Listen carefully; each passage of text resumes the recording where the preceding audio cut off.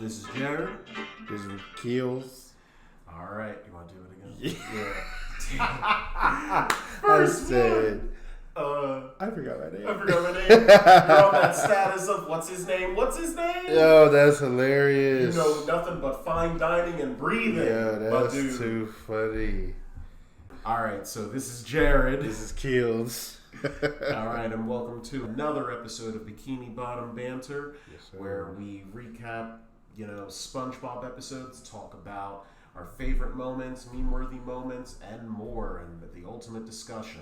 Yeah. So this week, we actually watched the season 1 episode Jellyfishing and Plankton. Yes. So we'll do the synopsis on Jellyfishing first. So in Jellyfishing, Spongebob and Patrick are going jellyfishing, and essentially Squidward is like, I'm better than that, Gets himself hurt. Yeah. And by default, wait, hold on. How did he get hurt? He got hurt on the bike, right? He got hurt on the bike. Yeah. When the jellyfish came at him and got into his mouth, then it started stinging him. Fell down the cliff in this comedic thing with an atomic bomb thing. And then Patrick and Spongebob, to make Squidward feel better, say like, hey, we're going to give you the best day ever. Their definition of the best day ever is jellyfishing. And through that, nonsense occurs. Oh, and don't forget that Squidward comes back in like a motorized wheelchair At the very end, yep. No, well, yeah, that's when he comes back, from that injury. That's why he's stuck. Right, that's what I'm saying, yeah. And so he's wrapped up like a mummy from head to toe. Just his eyes. So what's your thoughts about this episode? All right, so I do like this episode. Mm-hmm. I think,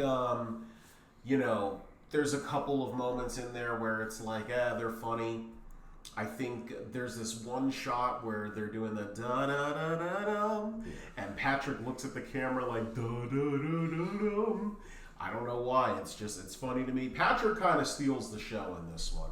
Though Squidward has his moments where he gets injured and everything. Yeah. But the one thing I wanted to talk to you about, I always knew this as a kid. You didn't know that jellyfish were like the bees of the ocean? No, I did. I did. That's crazy. They buzz and everything, and they sting. I'm like, yeah, bees. I did. I mean, I don't even know why I didn't put two and two together. I just didn't. Yeah, man. Now, as for them catching, obviously you don't. I guess there's bee catchers, but they have nets. Right. So that's... Well, no, they catch bees in nets, right? I've never seen a bee caught in a net. Though, then again, if you guys didn't know this, I am definitely afraid of bees. So you'll never catch me near a bee or a net with a bee, whatever. But yeah, I'm shocked that you didn't know there were bees in the ocean. Yeah, I didn't put two and two together. All right, and before we get into our normal, favorite joke, meme-worthy moment, and what we would change, we gotta talk about SpongeBob's crusty lips. This man was going in on the clarinet. He was like, I'm like, that's why Mr. Krabs hired him at the Krusty Krab. He said, your lips are crusty, boy. Get in the kitchen.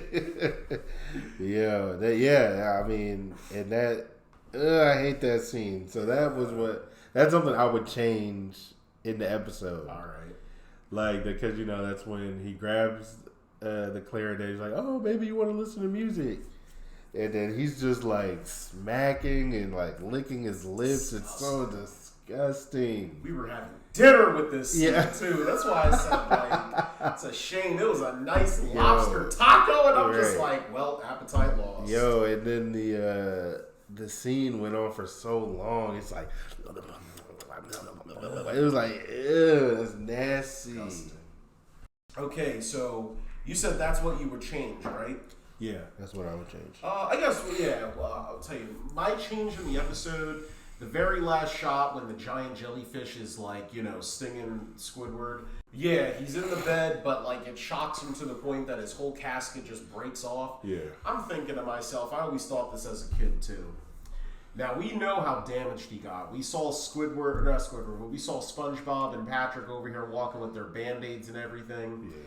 Squidward looks like damaged, but like untouched roughly. And I'm Right. I always thought like you should be looking like rough. And I think this is like from an animation standpoint.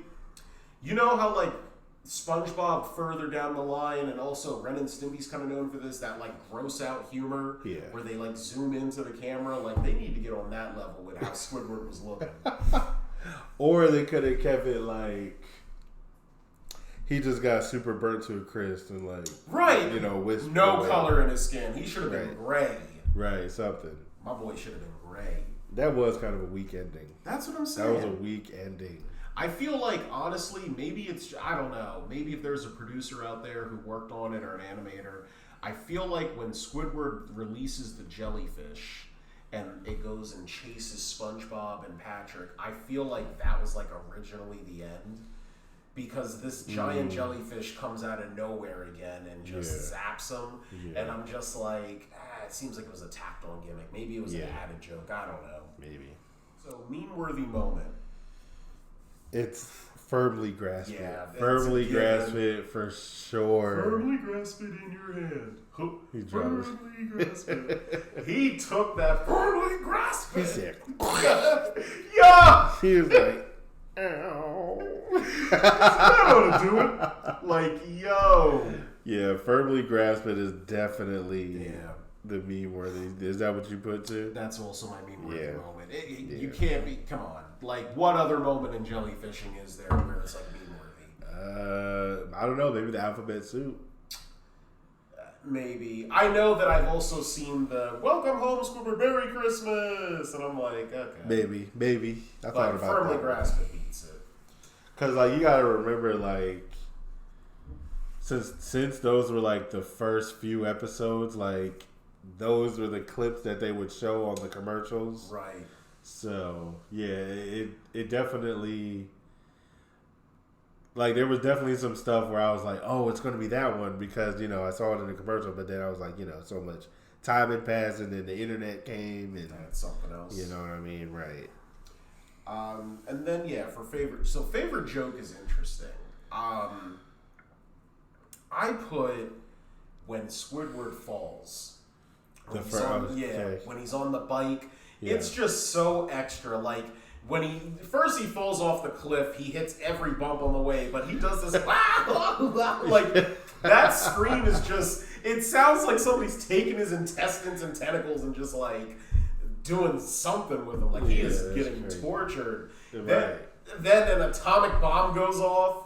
I'm like, wow, this man. Yeah.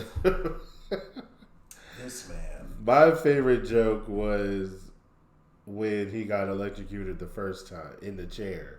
Okay. In the motorized wheelchair. Oh. Bro, the sound of that like electrocution was so massive. It was like and the light, like, and they were like, oh, right. It was like a blue and black light. Perfect. I'm like, oh.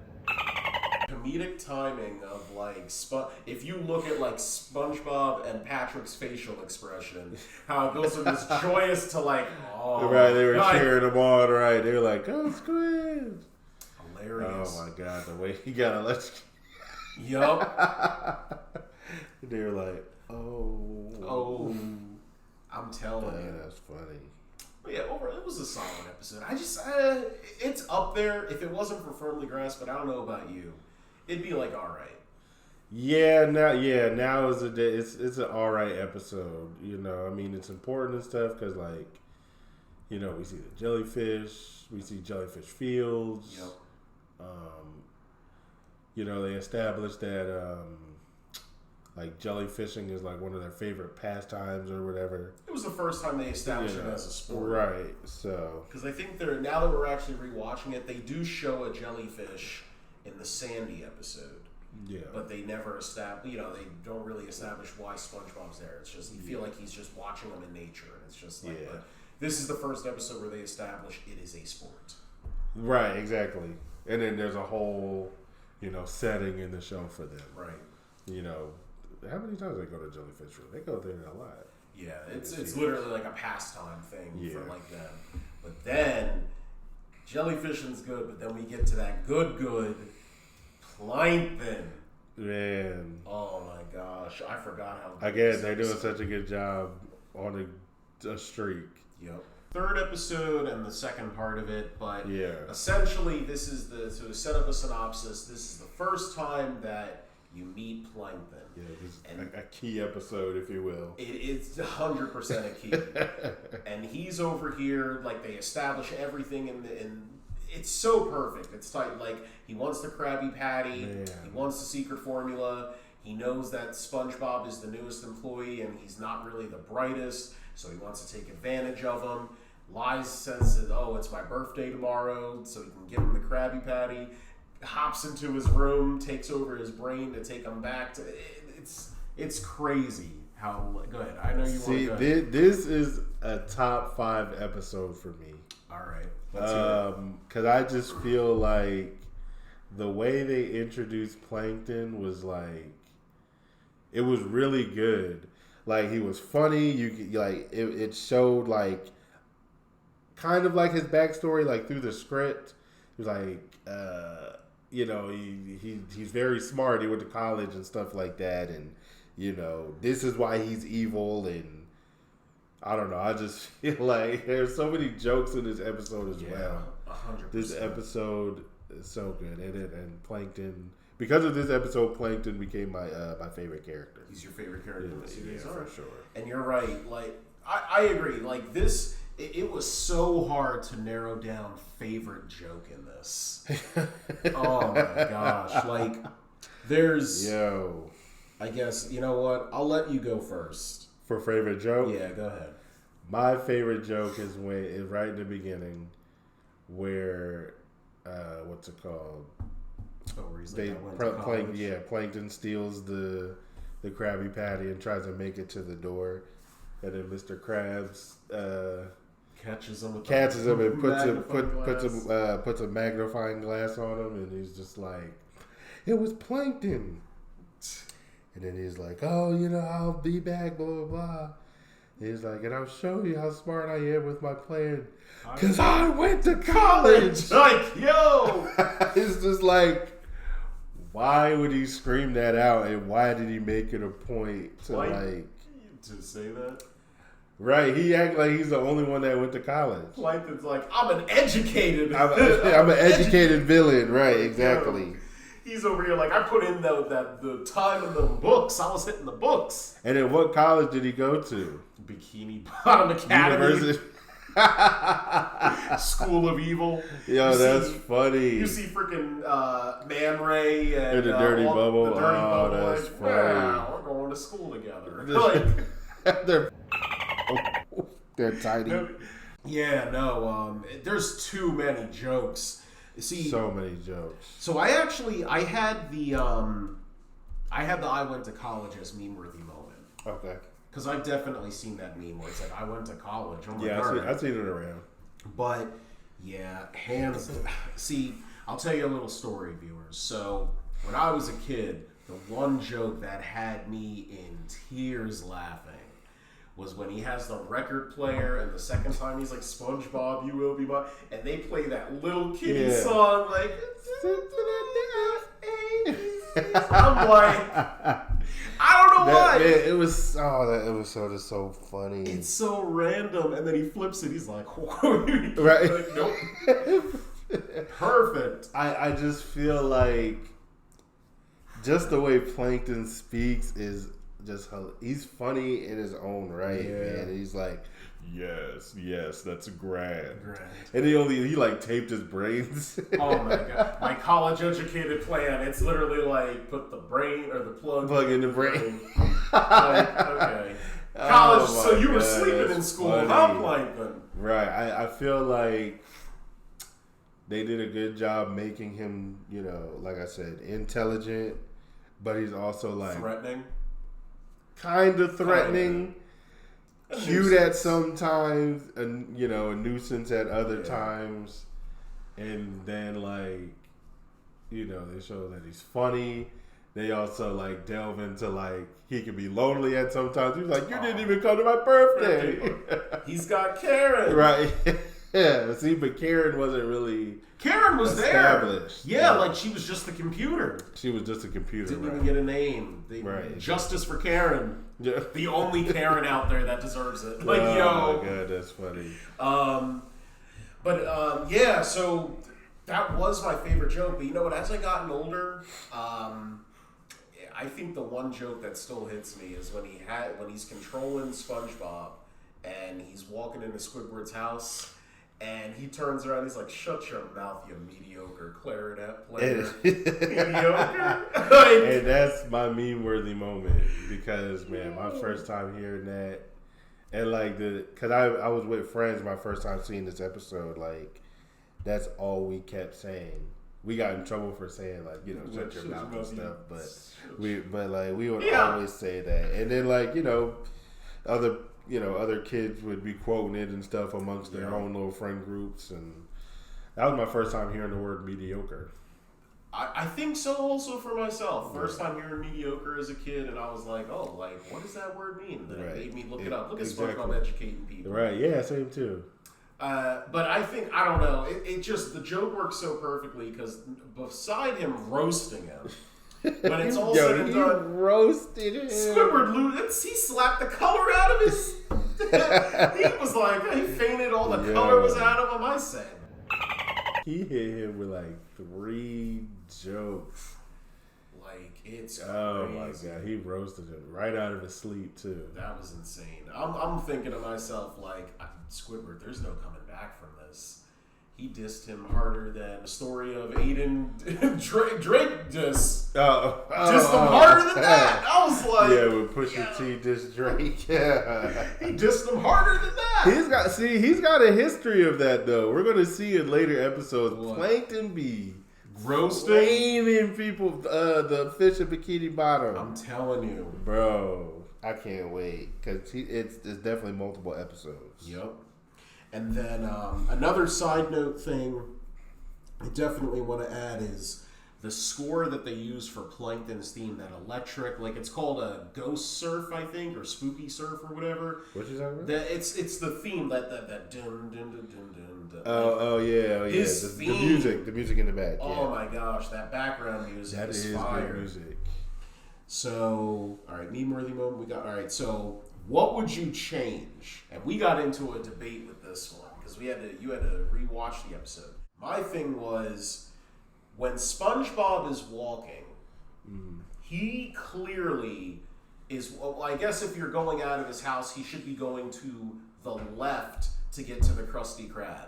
But instead, he goes to the right, walks through Squidward's house and Patrick's house. And I'm thinking to myself, wait, hold on. Hear me out. The Krusty Krab. What scene are you talking about? Okay, so right after he goes through like Squidward's house and he has Patrick and he picks him up and throws him. He's walking like towards Patrick's house, and the Krusty Krab is on the opposite side. So what I was saying is, from a continuity error, that's the only thing I would change. He walked right. He walked to the right. He was walking in the wrong direction. I'm telling you. No, he wasn't. We can rewatch as many episodes of SpongeBob. I promise you. I'm putting money on it. There's more times where he walks to the left. There are more times when he's walking like towards his house. Towards SpongeBob's house. Now you're talking about the part where he walks through Squidward's house and he flames him. Is that after that? So after he flames, because remember he walks in after his house, boom, and he's still walking to the right. But that's what I'm saying. He goes to Patrick's. Right, and he goes to Patrick. But that's not the direction that the Krusty Krab should be in. It should actually be like towards SpongeBob's house. Like when he walks to the Krusty Krab. It was never. Promise you. The next episode where he always walked to the right. Man, this is a Mandela effect. Yo, he always walked to the right. I'm telling you, he's always walked to the left. We'll rewatch it. Well, yeah, you got a Mandela effect going on. Is the Krusty Krab to the left? Or to the right? Any other last notes before we get into the Krusty Krab? Like, we're going to talk about the burger, but any other notes? No, I don't have any other notes. It's just, like I said, Plankton's one of my favorite characters. That's what's up. That's it. That's all I got. So yeah, I think this is like easily. I'd for sure put it in my top 10 Top for 10? sure. Okay. But I was gonna say 5. I was like, This is definitely top 5. Your top 5. I have to. When we rewatch these, I'll solidify it. I think honestly, a cool thing when we finish a season of SpongeBob, we should rank our top 5 episodes. Okay, for sure. Yeah, like that, and that way it's like, all right, cool. Yeah. Now, the notorious thing in the Plankton episode is he's trying to get the Krabby Patty. Anybody who knows SpongeBob, that's like Plankton's number one thing. He's always after this Krabby Patty and how juicy and how delicious the thing looks. Like, he wants it. So Keel's made a very valid point. How come there's never been an actual Krusty Krab tie-in for SpongeBob? And it makes from a business strategy, it would be Burger King. Yeah, because sure. Yeah, Burger King is notorious for doing the advertising for SpongeBob, switching their burgers around and stuff like that. Yep. And even when the SpongeBob movie came out, they just did. There's actually a band commercial where they have the Burger King mascot doing the Sir Mix-a-Lot song. But he says, I like square butts and I cannot lie. Okay. Do you remember that? Do you remember that? Yeah, I remember that. So SpongeBob and Burger King has always been like notorious in the advertising. Yeah. So why is it, and I can't remember because I feel like that'd be a big deal. Why is it that there's never been a tie-in for like a Krabby Patty at Burger King? It would sell! For those that doesn't know what tie-in means, what does that mean? All right. So, like when you say tie-in, so a marketing tie-in is essentially when you have a product where you have a franchise, and the franchise is running, whether that's a TV or movie, and another franchise that sells, in this case, it would be a restaurant or fast food chain selling food. But sometimes it could be a retail store, things like that, where they essentially say, hey, we'd like to market a certain brand towards you and, promote your brand. And SpongeBob is definitely a popular brand that everybody knows. Burger King is a widespread worldwide fast food chain. It would sell like hotcakes if they said, hey, we're going to do a Krabby Patty. And I'm surprised. I feel like SpongeBob isn't as popular as what it used to be. For sure. It's still popular, but that golden era of That's what I was saying. When did the movie come out? The movie came out in 2004. Came out 2004. See, I feel like they could have even did it 2002, 2003. 100%. And do it again 2004 just to do it. Just because the movie is out and they would have sold so much money. 110%. And had toys to go with it, it would have been. Well, they had the toys. At that point, I still watch SpongeBob. I think I stopped watching SpongeBob religiously. I think 2006. I was gonna say, in the grand scheme of things, of how it's still going on now, I definitely dropped off early. Yeah, it was. I'll say 2007. 2007? Because 2007, that's when enough time had passed and I was a sophomore in high school. Okay. And all the dudes on the football team were talking about SpongeBob, and then I was like, y'all know SpongeBob? And then we was you know what I mean? So enough time had passed, we're hey, y'all remember when SpongeBob was good and not bad how it was at the time? So I remember I was so dedicated to SpongeBob, and if he's listening to this right now, one of my friend, I was supposed to spend the night at his house, right? And I was like, don't come to pick me up until 8:30. And it's just why?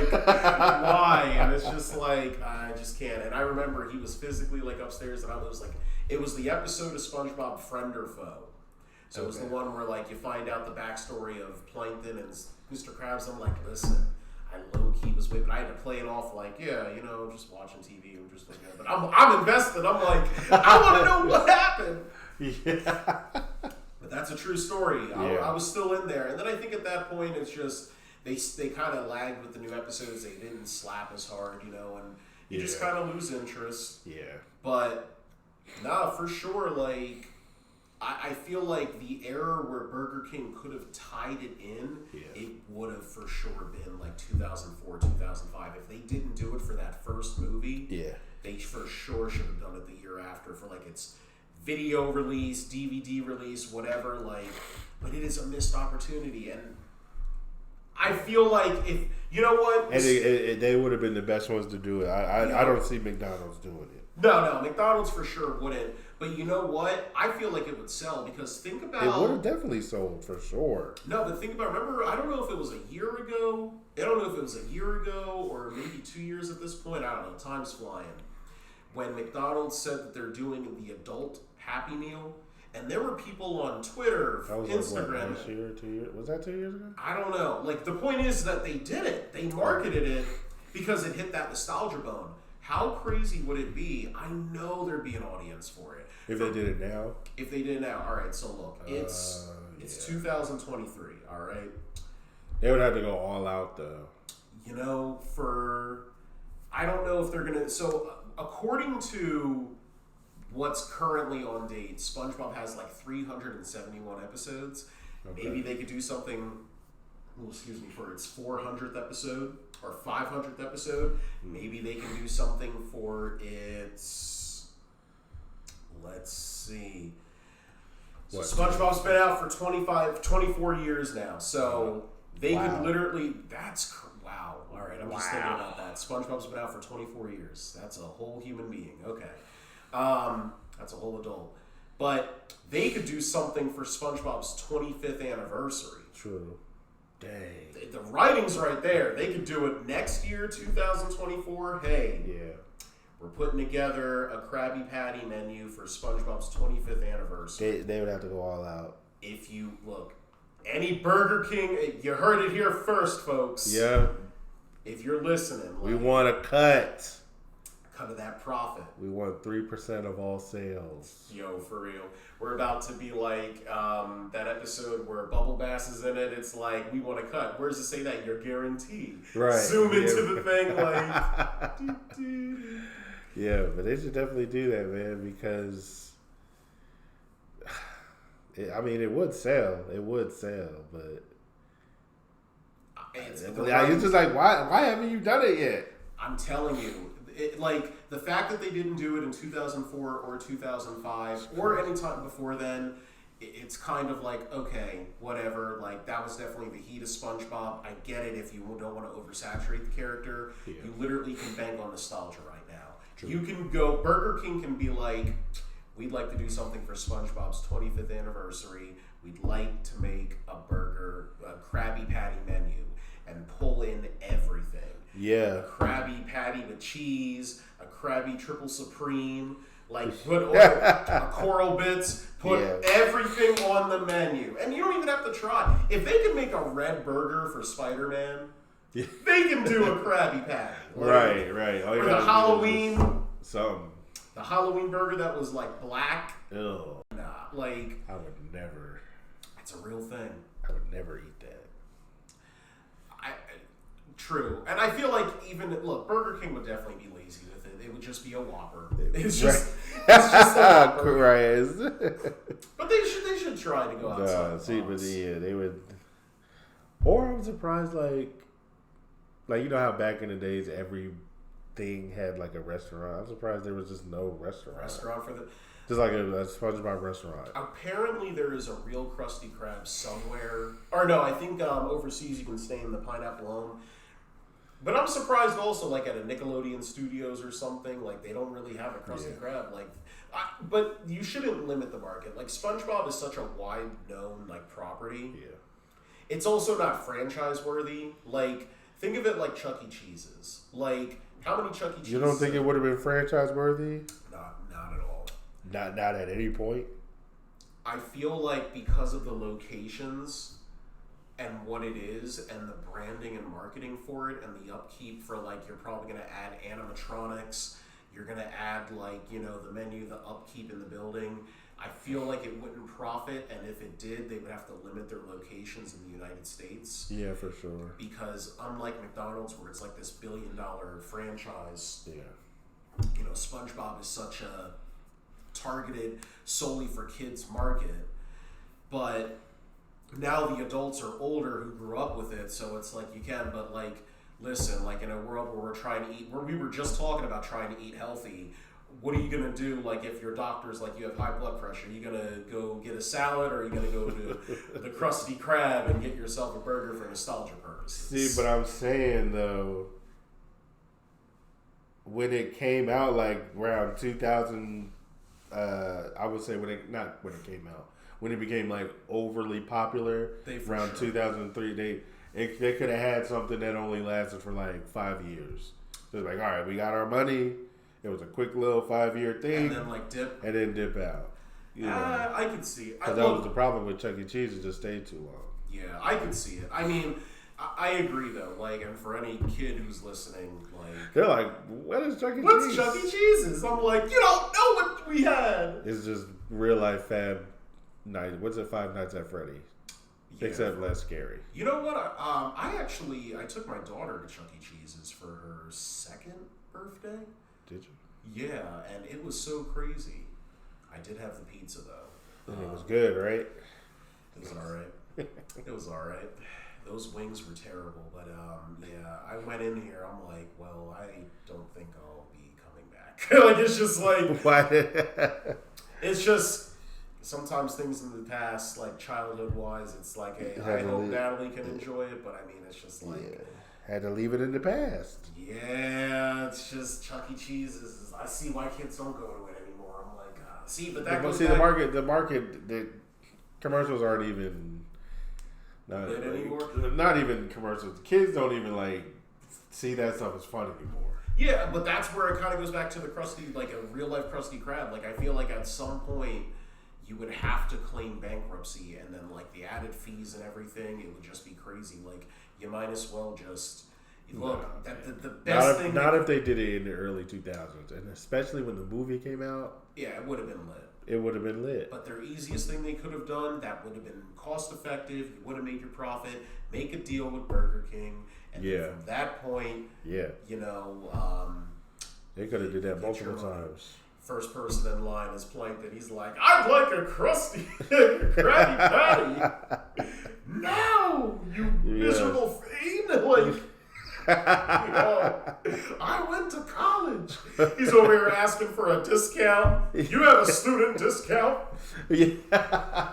Yo, Plankton, get your ass out of line. That is too funny. All right, so until next time. This has been Jared. This is Kills. All right, another episode of Bikini Bottom Banter in the bag. Yes, sir. We out.